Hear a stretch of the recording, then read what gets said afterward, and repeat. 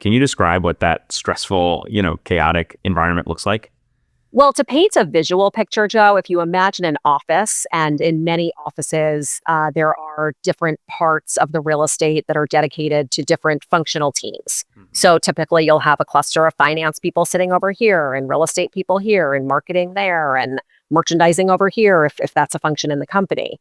And so, if you notice that most of the floor seems pretty even keeled and that it's business as usual, and you have one portion of the floor that's all clustered at each other's Mhm. desks. And you can tell that there's a big whisper network going on and people look frazzled. That's probably a good place to dig in and say, what's happening with the leadership in this area that the tone feels very different from what is going on elsewhere.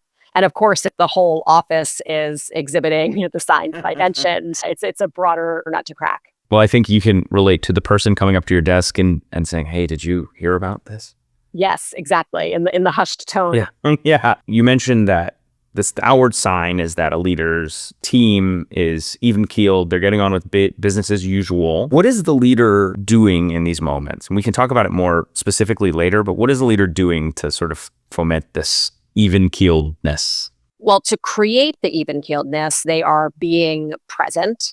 They are showing a sense of calm themselves. To be honest, I got feedback once that I was walking very quickly around the office on a regular basis, and that made people nervous. It made people think that I was always racing to some kind of emergency to put out some kind of fire. Now, the reality was that I was a born and bred New Yorker, living and Mhm. working on the West Coast, and I had not adapted my walking speed. And it was a very easy correction for me to make. But I took the feedback seriously, and I still do, because as leaders, we need to realize that even our body language sends signals. And in retrospect, I can completely imagine how in an open floor plan office, when everybody can see you as a leader and it looks like you're walking 10 times faster than they do, they're going to think you're running to a problem, not to a party.